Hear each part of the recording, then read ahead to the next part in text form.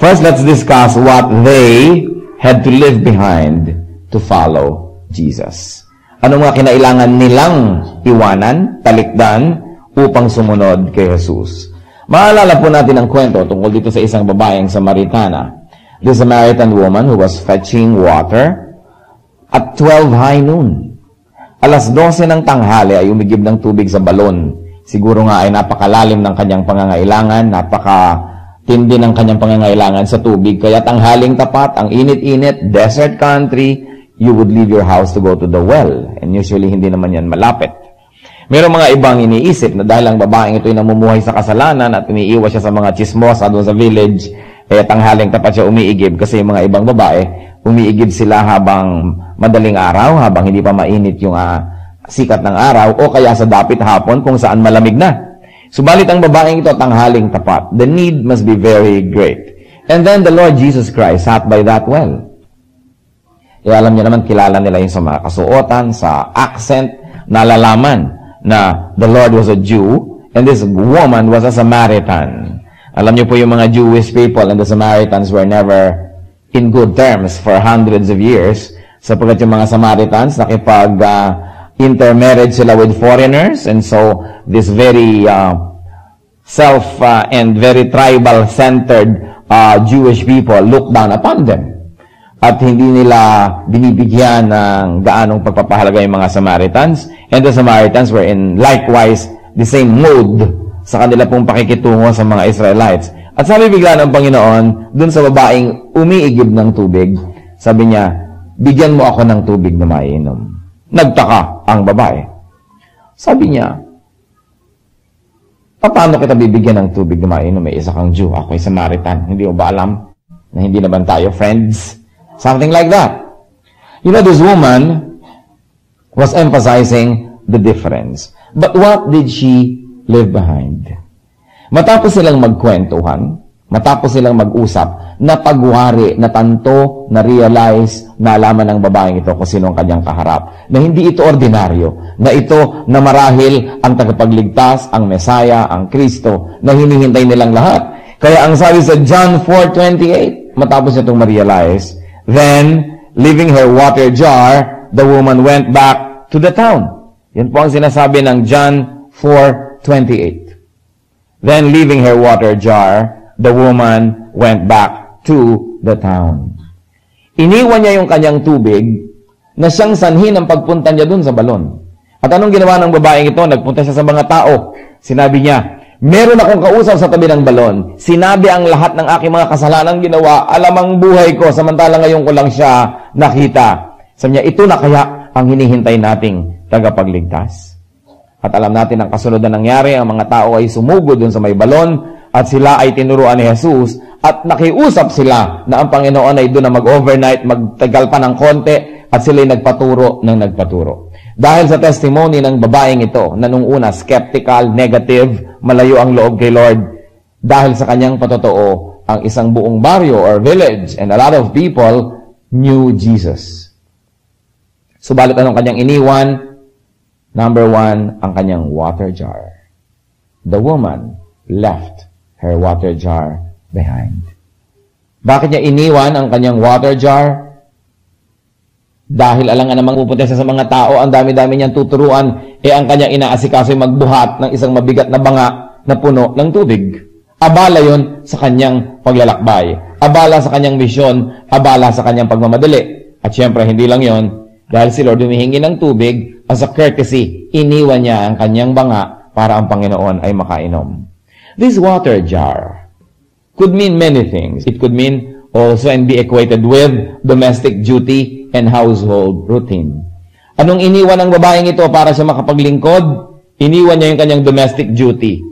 Siguro, merong maliligo sa bahay. Siguro, kailangan niya ng tubig. Siguro, magluluto siya, maglalabas siya. Kung ano man ang gusto niyang gawin, kailangan niya yung tubig. Kung hindi, bakit naman siya lalabas ng bahay ng 12 o'clock high noon? Kung hindi na kailangan. Subalit ito'y iniwan niya. What else did she leave behind? She left behind an urgent task. Urgent to get water. And also, she left behind her social bias. Dati ayaw niyang painumin si Lord dahil sabi niya, magkaiba naman tayo ng tribo, hindi naman tayo magkakaibigan, bakit kita pagbibigyan, bakit kita paglilingkuran? But all of that she left behind when she left her water jar. Kaya sa John 4:9, sinabi dito, "Come, see a man who told me everything I ever did. Could this be the Christ?" Kung dala-dala niya yung mabigat na banga, hindi siguro siya makakapunta sa maraming lugar at hindi magiging mabilis. Kaya iniwan niya yon. And what else did she leave behind? Her selfishness. Na kanya lang yung tubig na kanyang sinasalok. Sabi niya, paano kayo makakakuha ng tubig? May pansalok ba kayo? Yun ang una niyang itinanong nung una. Subalit ngayon, ibinigyan niya yung tubig na kanyang sinalok. Ano pa po? Baka nga hindi pa siya nakakakuha rin ng tubig. Hindi naman clear ang istorya. Basta iniwan niya yung jar. Sapagkat nagkaroon siya ng urgent business. Mas urgent, mas important kaysa doon sa una niyang pakay. Iniwan niya ang kanyang unang agenda dahil nagkaroon siya ng mas mahalagang agenda. Yan ang istorya niya. Meron pa pong isang lalaki, isang mayamang lalaki na lumapit sa Panginoon. Sabi niya, ano po ba ang dapat kong gawin para lalong malapit sa inyo, para ako'y maging godly, etc., etc. Sabi niya, Lord, sundin mo ang mga commandments. Actually, isang uri ng sagot yun na tinetest siya. Hindi naman sinabi ni Lord na para ma-save ka, sundin mo yung commandments eh. Tinitingnan ang puso ng tao. Sabi niya, lahat po yan, nagawa ko na. Yun ang sagot. Kaya ang sabi ni Lord, gusto mong maging godly? Sige, sundin mo lahat ng mga commandments. Kasi nga ang mga taong ito ay self-righteous. They think that by doing this and not doing that, by wearing this and not wearing that, by eating this and not eating that, sila ay nagiging makadiyos. Kaya sabi ni Lord, gusto mo maging makadiyos? Gusto mo sumunod sa akin? O sige, obey the commandments. Sabi niya, nagawa ko na lahat yan. Kaya naman ang sinabi ni Lord, ganun ba? Bueno, sabi niya sa Matthew 19:21-22, Jesus answered, if you want to be perfect, go, sell your possessions and give to the poor, and you will have treasure in heaven. Then, come, follow me. When the young man heard this, he went away sad because he had great wealth. Ang gusto niya maging disciple ng Panginoon, sumunod kay Kristo. Sabi ni Lord, sige, gusto mo? Sundin mo lahat ng commandments. Sabi niya, tapos na ho ako dyan. Pasado na ako dyan. So, lalong tinest ni Lord, ganun ba? Kaya alam niya naman ang ibig sabihin ng commandment. Love your neighbor as yourself and love God. Ganun lang naman ang commandment eh. Love God and love other people. Lahat ng commandment, pag pinagtumpok-tumpok mo, yun lang ang ibig sabihin nun. Sabi niya, you are so loving. So, mahal mo pala mga tao, nagawa mo na yung mga commandment, mahal mo ang Diyos, gusto mong sumunod sa akin. O sige, ibenta mo lahat ang iyong mga ari-arian, ipamigay mo sa mga mahihirap lahat ang pinagbilan, at pag nagawa mo na yan, sige na, halika na, sumunod ka na sa akin. Hindi sumunod ang lalaki. Umuwi siyang lulugo-lugo, umuwi siyang malungkot, dahil ang yaman-yaman niya. Kung siguro naging mayaman-yaman lang, ang yaman-yaman. Kita niyo naman ang Tagalog, inuulit-ulit, walang naiiba na ang meaning. Pagkayaman-yaman niya, hindi niya nagawa. Kung konti lang sana yung ari-arian, pwede na niyang, gusto niya, goodbye, I don't lose a lot. But he had to lose so much. So in other words, tama yung test sa kanya ni Lord. Hindi naman talaga niya sinusunod yung commandments. Kasi bakit hindi niya maipamigay ang kanyang mga kayamanan sa mahihirap kung talagang mahal niya ang kanyang kapwa? Baka nga kaya to yumaman, baka sobrang wais. Baka maraming naisahan at na 1, 2, 3. Baka ang mga sweldo ng mga tao niya hindi man lang minimum wage. Baka naman pinapautang niya ng sobrang mga tubo ang kanyang kinikita. Baka naman ginigipit niya ang mga tao. Baka siya ay nag-hoarding. Baka nagba-black marketing siya. Baka mamaya sinasamantala niya ang pangangailangan ng mga tao. You don't know. Baka may kinamkam siyang ari-arian ng iba. May mga kapatid siyang dinaya sa mana. Kaya dumami ang kayamanan niya. Kaya sabi niya, nasusunod ko na po lahat ng commandment. Wala akong problema dyan. Kaya nung sinabi ni Lord, gano'n naman pala. O di sige. Ibenta mo lahat ng kayamanan mo at ibigay mo sa mahihirap. Tapos sumunod ka sa akin. Malungkot siyang umuwi. Alam niyo kung ba't siya lumungkot? Mas pinahalagahan niya yung kanyang kayamanan kesa kay Lord. So what did he have to leave behind so he could follow Jesus? His wealth and his possessions. And that hindered him. Hindi po natin dapat i-misinterpret ito na para ka sumunod sa Diyos, dapat mahirap ka. na mahirap lang ang welcome, at kung mayaman ka, itapon mo sa ilog Pasig ang iyong mga kayamanan para kasundin ng Diyos. Ang pinapatanggal sa kanya ni Lord, His wealth and possessions that hindered His holiness, that hindered His journey unto perfection, that hindered His followership. Hindi masama ang kayamanan, subalit ang kayamanan na nagiging Diyos o Diyos-Diyosan. Ang kayamanan na para lang natin makamit ay lumalayo tayo sa Diyos. O ang kayamanan na para natin ma-maintain, mananatili tayong malayo sa Diyos, yun ang dapat i-give up para makalapit sa Diyos. Pero kung nakakalapit na kayo, mayaman pa kayo, at yung kayamanan nyo hindi nagiging sagabal sa paglapit nyo, edi mabuti, you have the best of both worlds. Hindi natin dapat ito i-misinterpret that the Lord is anti-wealth or anti-possessions. Yun nga mga hindi nagkakaroon ng tubo, hindi kumikita, hindi masipag, pinapagalitan ni Lord Because the Lord likes us to make wealth, but not at the expense of our spirituality and not at the expense of our personal relationship with Him. So what did He have to leave behind? Para sumunod kay Lord, wealth and possessions that stood on the way to holiness. Mga kayamanang sagabal sa kabanalan. Ano pa? Ang mga Egyptians, in-enslave nila ang mga Israelites for hundreds of years, alipin ang mga Israelita doon sa lupa ng Ehipto. Anong ginawa ng Panginoon? Sila ay pinalaya. At anong kanilang kailangang talikuran para makarating sa Promised Land? Egypt. Sabi sa Amos 2:10, I brought you out of Egypt, and I led you 40 years in the desert to give the land of the Amorites. Ang Panginoon mismo, sa pamamagitan ni Moses, ang nanguna sa kanyang mga anak para ang mga anak niya na ito ay makaalis sa Ehipto. May promised land na pupuntahan, pero bago mapuntahan yon, kailangang talikuran, iwan ang Egypt. Hindi po madaling iwan ang Egypt kung kayo'y sanay na. Lalo't kung ilang generations na ang nandun. By the time the Exodus happened, it is estimated that the Israelites would have been in Egypt for about 400 to 600 years. Gano'n na katagal. Generation to generation to generation. Although the slavery came later. Hindi naman sila slave agad Kasi dati favored sila doon. Dahil minahal nung Pharaoh si Joseph. Dinala ni Joseph ang kanyang lahi sa Egypt. Favored sila, maganda ang treatment, magandang lupa ang ibinigay, until there was a new dynasty. Nagpalit ng power, nagpalit ng head of state. Yung dating mga favored, biglang nag-fall out of favor. Doon naging slaves ang mga Israelites. So, hindi madaling talikuran ang Egypt. Why not? Meron po kaming dating kasama sa bahay, taga malayong probinsya. Sabi ko sa kanya, anong dahilan? Bakit ka pumunta rito? Yun naman pala ay meron kayong mga bukid, meron naman pala kayong sinasaka, meron naman pala kayong buhayan. Sa niya kasi nabalitaan namin marami ditong ilaw. Ako po na yung brownout nga dito Although marami nga namang ilaw, lalo pagka nakita mo yung tabi ng bay o kaya ay doon ka sa may Antipolo, tingnan mo yung Metro Manila, ang dami nga namang ilaw. So ang ganda-ganda daw kasi ang dami-daming ilaw. Yan ang dahilan. Alam nyo, in much the same way, ang Egypt ganun.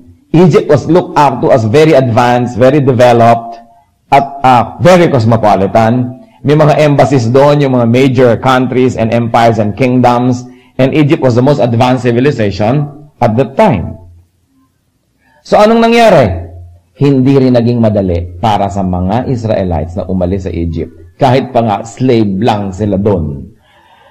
At lagi nilang iisipin na bumalik matapos silang palayain. Sa Exodus 30 and 17, when Pharaoh let the people go, God did not lead them on to the road through the Philistine country, though that was shorter. For God said, if they face war, they might change their minds and return to Egypt.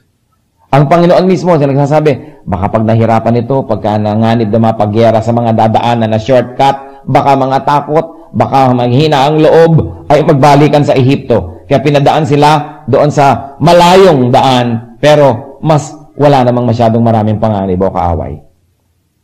Ano pa? Tuwing na lamang nagkakaproblema sa desert, tuwing walang mainom, tuwing mainit ang araw, tuwing malamig ang gabi, at tuwing sawa na sila sa kanilang kinakain, ang laging mga ginagawa ng mga Israelites, nagre-rebellion, sinipintasan si Moses, nilalabanan, at nagbabanta, nababalik sila sa Egypt. Sa Numbers 11, verses 4 up to 6. The rabble with them began to crave other food, and again the Israelites started wailing and said, "If only we had meat to eat. We remember the fish we ate in Egypt at no cost. Also the cucumbers, melons, leeks, onions, and garlic. But now we have lost our appetite. We never see anything but that manna." Kita ninyo itong mga Israelites, walang makain, about 2 million of them in the desert. Ang ginawa nila, nagpapaulan siya ng mana araw-araw, yung ginagawa nilang tinapay, ginagawa nilang pagkain. Tapos reklamo sila ng reklamo. Sabi nila, mana in the morning, mana in the afternoon, mana in the evening. Nakakabor na, sawang-sawa na kami. Namimiss na namin ng mga bawang, sibuyas, at mga kung ano-ano pa, mga pipino. Mabuti pa sa Egypt, masarap ang pagkain. Pero hindi nila naaalala na slave sila doon. So what do they have to leave behind? Slavery. Slavery. People have to leave their slavery, their slave status, in order to be free, in order to go to the promised land. That's what they had to give up. Komportable na sila, pero kailangan muna nila magpunta sa promised land. Mahirap-hirap. In fact, mahirap. Ano pa ang mga pwede nating tingnan ng mga tao sa Biblia na may kinailangang iwan? Whether iniwan nila or not is another story, pero malinaw na kailangang iwan nila yon para sila malapit sa Diyos. Sa Matthew 4:18 to 22. As Jesus was walking beside the Sea of Galilee, he saw 2 brothers, Simon called Peter and his brother Andrew. They were casting a net into the lake, for they were fishermen. "Come, follow me," Jesus said, "and I will make you fishers of men." At once they left their nets and followed him. Going on from there, he saw 2 other brothers, James, the son of Zebedee, and his brother John. They were in a boat with their father Zebedee, preparing their nets. Jesus called them, and immediately they left the boat and their father and followed him. So ano mga iniwan ng mga taong ito? Nets, boat, pati tatay, naiwan. Siguro yung tatay ayaw sumunod o hindi na imbita. At bakit naman nila iniwan ang kanilang nets and boats? Alam nga naman na mag-evangelism ka, baryo to baryo, city to city, may dala kang bangka. Disyerto yun. Mabuti sana kung laging tubig ang pupuntahan. Ba't nila iniwan ang mga lambat? Ang bigat-bigat noon. Alam nga namang dala-dala nila yun. Hindi naman sila mangingisda. They were to be turned from fishermen to fishers of men. Kaya kinailangan nilang iwan. Para sa isang mangingisda, madali bang iwan ang kanyang lambat at bangka? No. Hindi yun madali. Tapos kasama pang naiwan yung tatay. Hindi lalong hindi yun madali. Para sa mga sanay na sa Egypt, madali bang umalis sa Egypt? No. Para sa isang mayaman, madali bang talikuran ang kanyang kayamanan? No. Para sa isang babaeng napakahalaga ng tubig to the point na 12:00 ng tanghali, iigib siya, madali bang iwan ang kanyang banga para ipamalita na nakita na niya ang Kristo? No. But all of these people had to leave something behind. Ano pa po?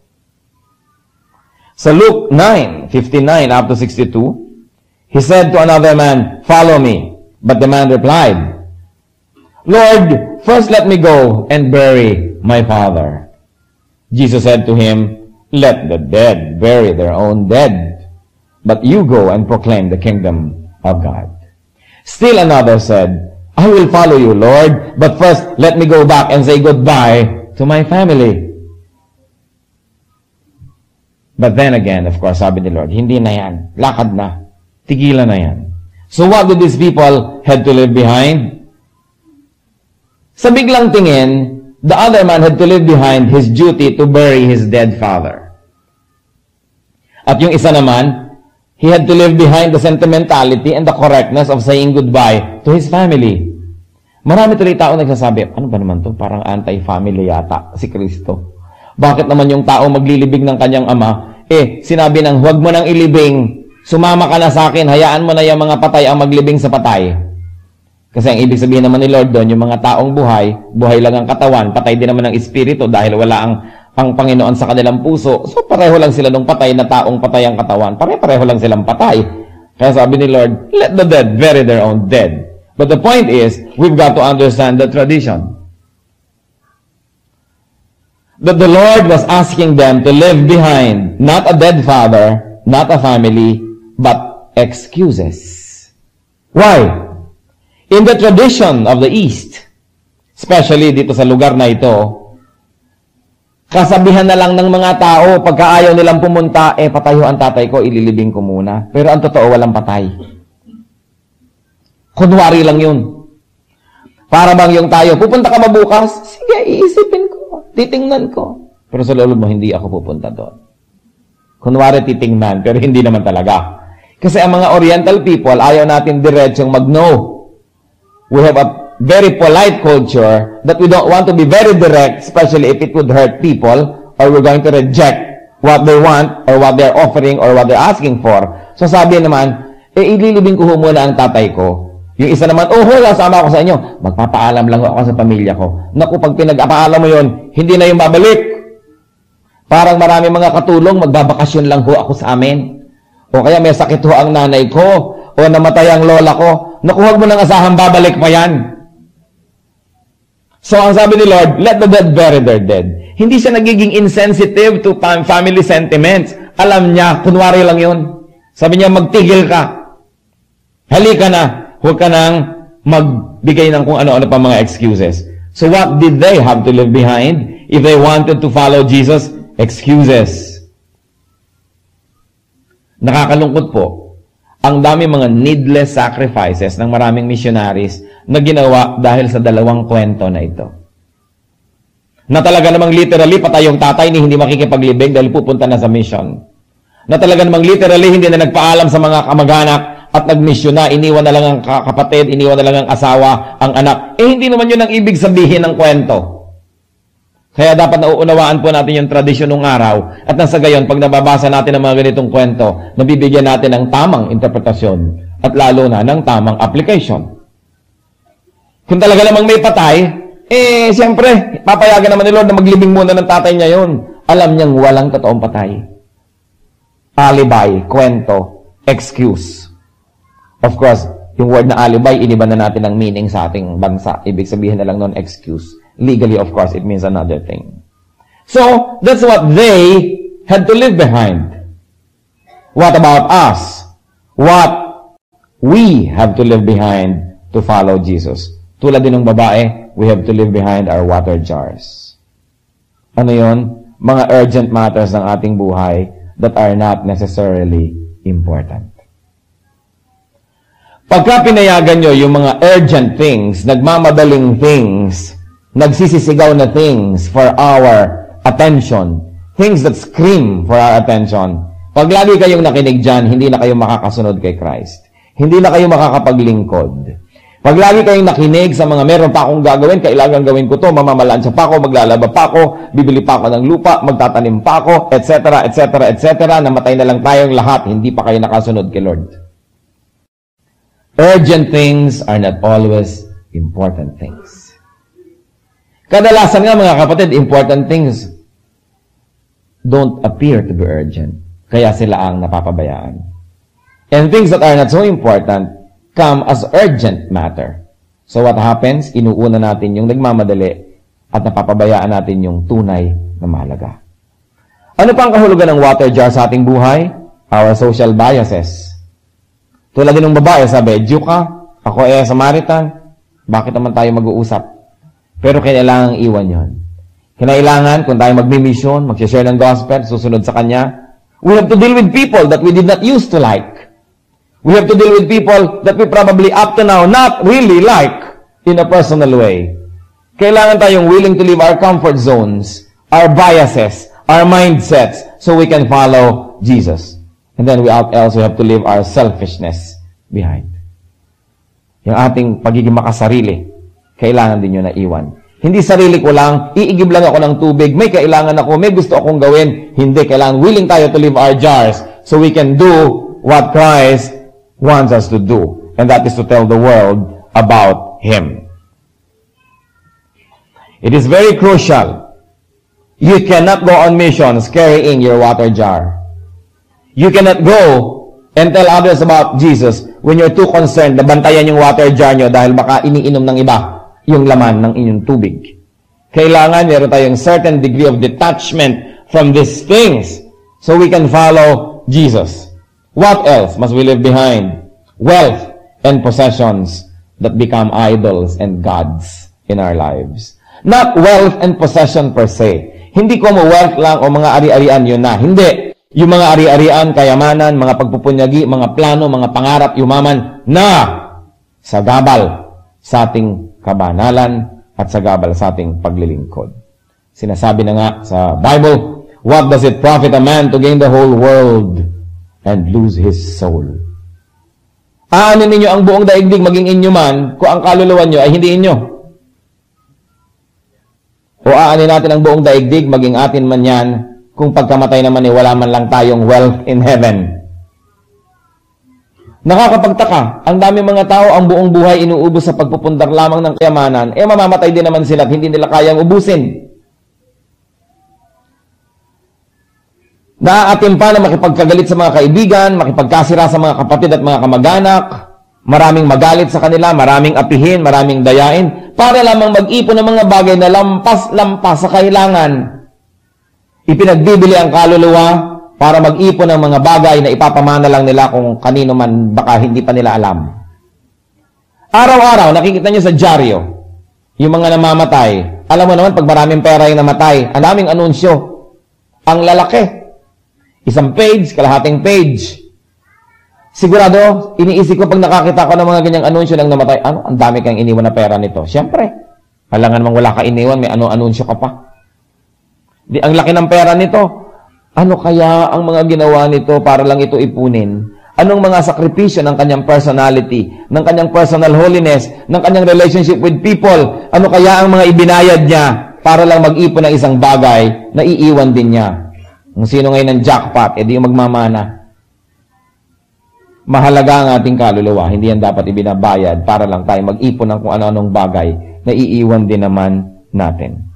This is what we have to leave behind. Hindi yung enterprise, hindi yung negosyo, hindi yung pagsisikap.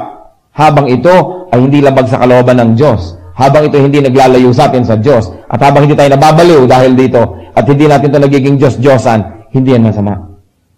But the moment that all of these things and the pursuit of all these things drive you away from the Lord, it must be left behind. What else must we leave behind? Our slavery. Our Egypts. Our slave mentality. Our slave status. Sasabihin nyo, hindi ako slave. Malaya ako.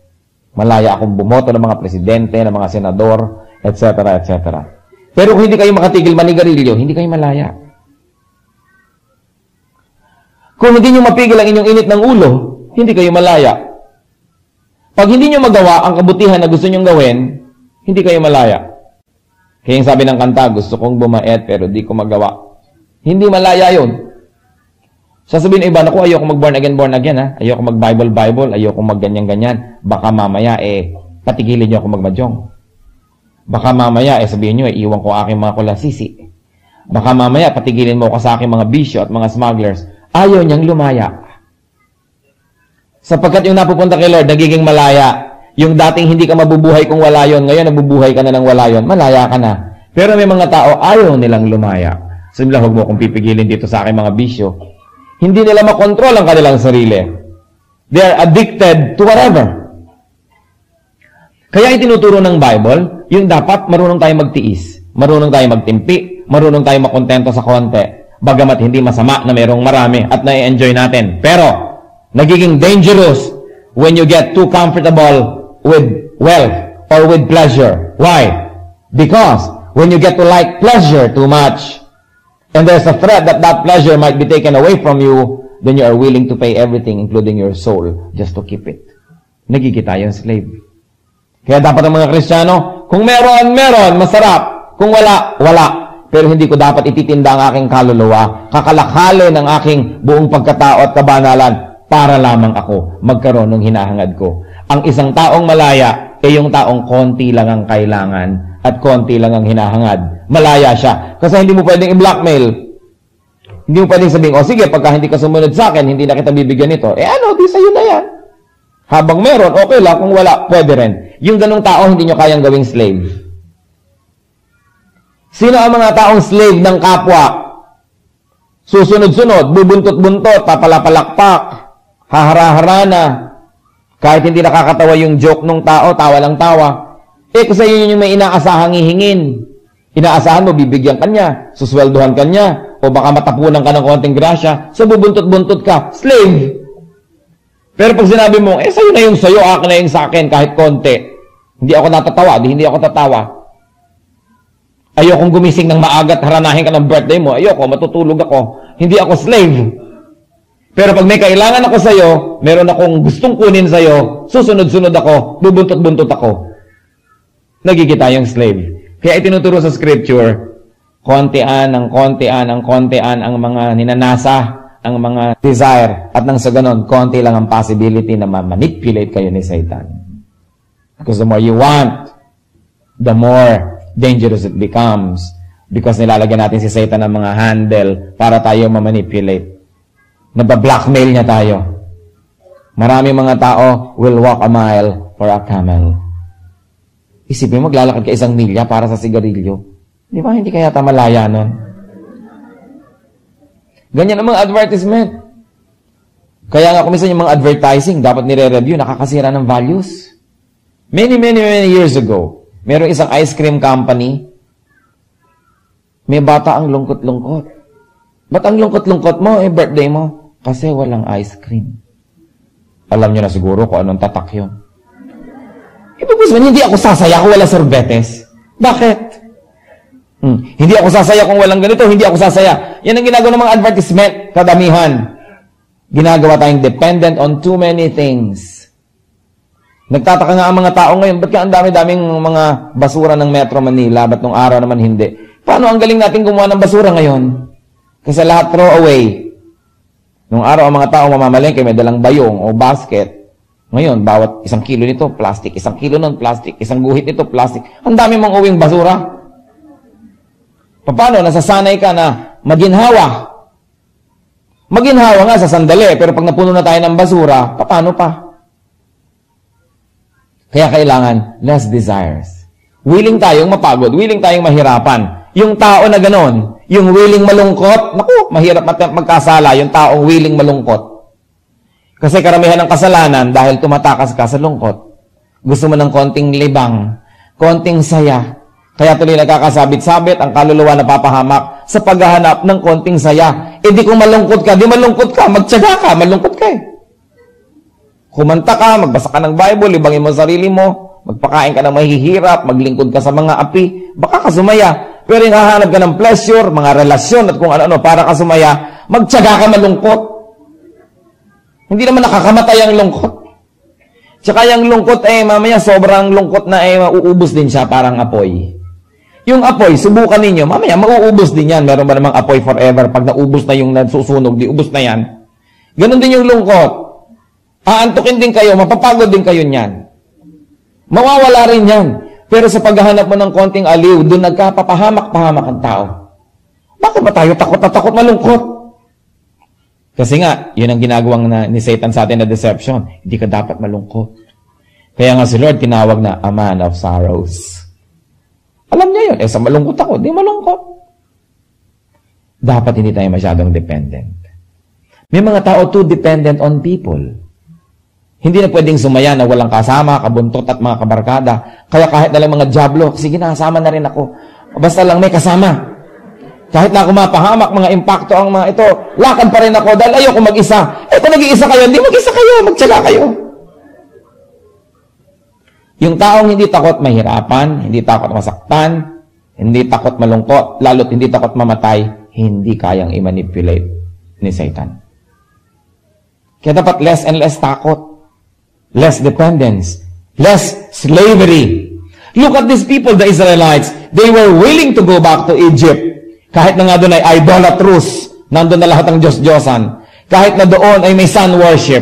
Kahit na doon sila ay alitin, makakain lang ng bawang. Pero maraming ganong tao, alam nyo ba, nakakalungkot? I have heard so many stories. Mga babae na ang kanilang katawan ay itititinda at pinamimigay kung kani-kanino, mabigyan mo lang ng drugs. Kahit na sino, may drugs lang, sige na. Para lamang sila maturukan ng kanilang mga kung ano-ano mga kailangan ng katawan nila at makasinghot ng kung ano-anong mga sinisinghot at inaamoy-amoy at nilulunok-lunok. Sige na, ibebenta na ang katawan kahit kanino. Can you imagine you become a slave of your pleasure? That's why while pleasure is God-given, lahat naman ng nerves ng katawan natin, Diyos din ang lumikha. Therefore, gusto niya, meron din tayong pleasure. Pero yung pleasure na hindi kinokontrol, yung pleasure na hindi nilalagay sa lugar, at yung pleasure na hindi tinitikis kung masama ang hinahangad, yan ang nagpapahamak, hindi lang sa ating katawan, kundi sa ating kaluluwa. You've got to turn your back to slavery. Be a free man or a free woman. Kung slave ka ng sigarilyo, ipatunayan mong kaya mo yan sa tulong ng Diyos. Slave ka ng habits. May mga tao hindi nabubuhay kung walang patis. Patis lang, hindi ka mabuhay kung wala. So sabihin nyo, hindi ko talaga mabubuhay kung wala nito. Ang dami-daming arte sa buhay. Kung meron, salamat. Kung wala, wala. Be free from slavery. Sabi sa 1 Peter 2, verse 11, Dear friends, I urge you, as aliens and strangers in the world, to abstain from sinful desires which war against your soul. Sabi ganoon, ako, naniniklop tuhod sa inyo, nagmamakaawa, nakikiusap sa inyo, na kayong hindi naman talaga dito sa daigdig na ito, talagang hindi kayo taga rito, kayo yung mga dayo lang dito. Sabi ganoon, iwasan ninyo itong mga pagnanasa na ito, na siyang sumisira sa inyong kaluluwa. Napakahalaga. What else do we turn our backs to follow Jesus? Vocations. Yung fisherman, kinalimutan niya na siya yung fisherman. Kinalimutan niya yung kanyang dating hanap buhay. Si Zacchaeus, tinigilan ng kanyang tax collection.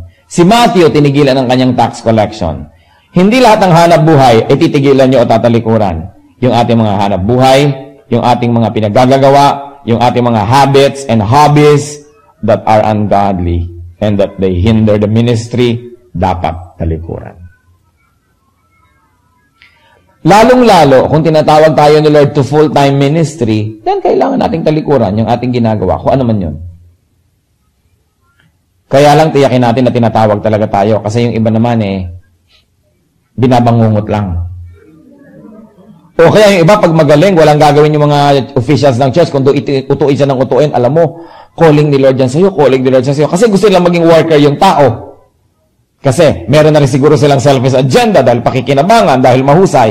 Oras sa tao lang na nag-udyok o sarili lang nating kalooban at hindi galing sa Diyos, it will not prosper. But if you really know and you are sure that the Lord is calling you to full-time ministry and you have mga confirmation from the Lord, from other people, from prayerful people, events, alam mo nangyayari, tinatawag ka ni Lord, huwag kayong magbingi-bingihan. Dahil talagang merong mga tinatawag si Lord to full-time ministry. Kailangan, willing tayong talikuran yon. Mga ginagawa natin para harapin yon.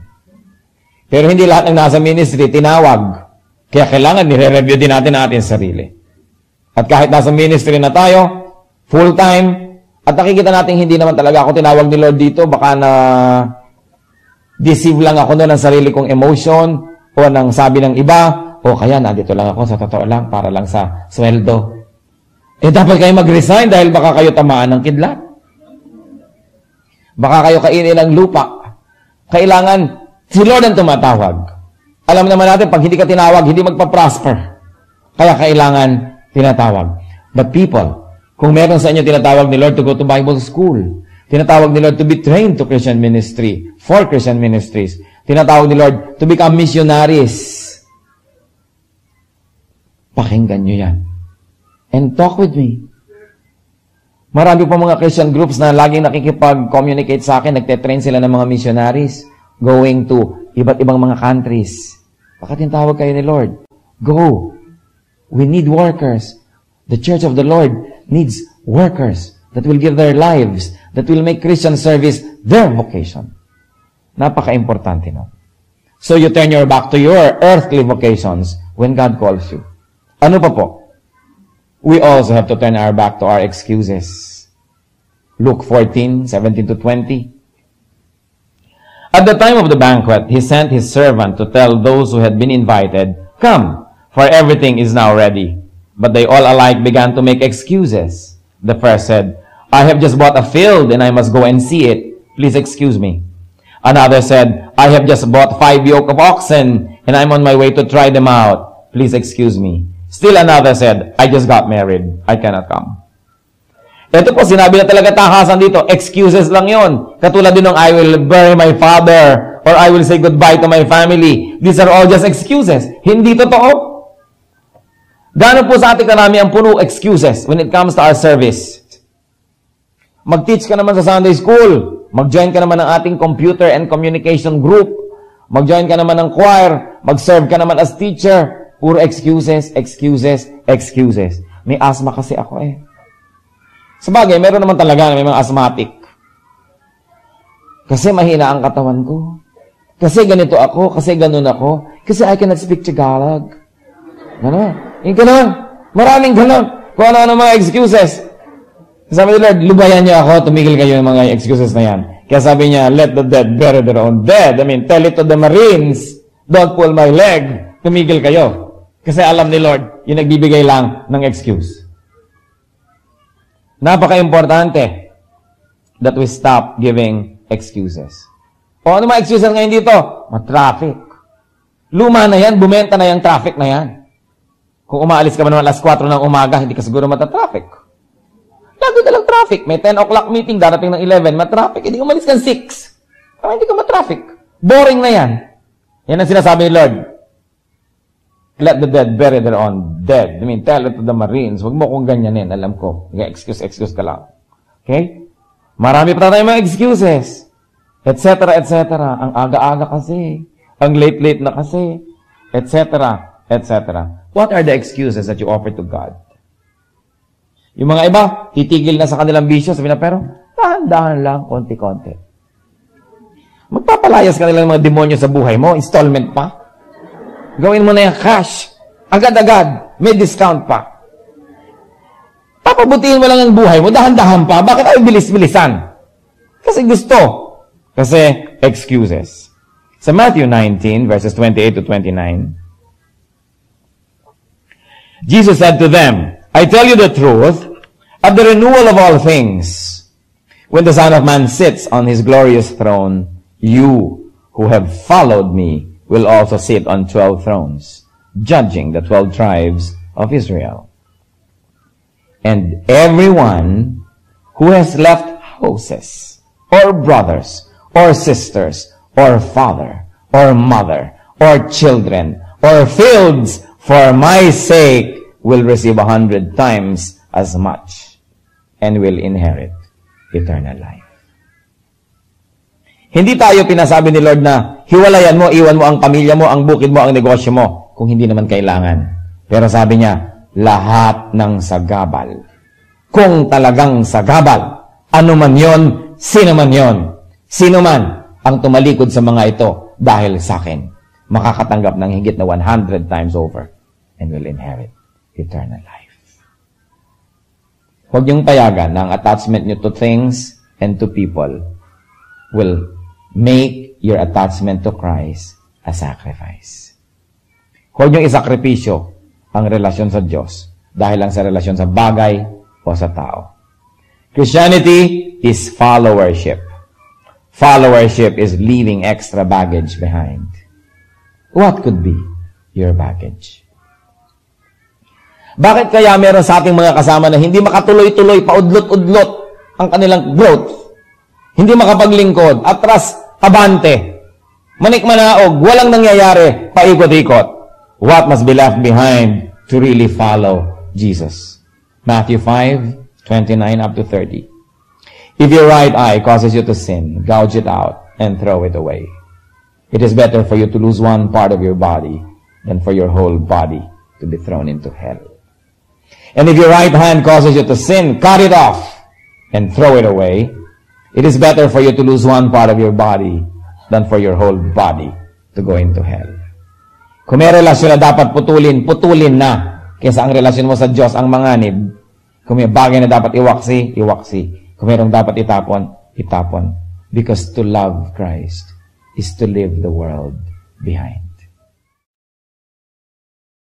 you.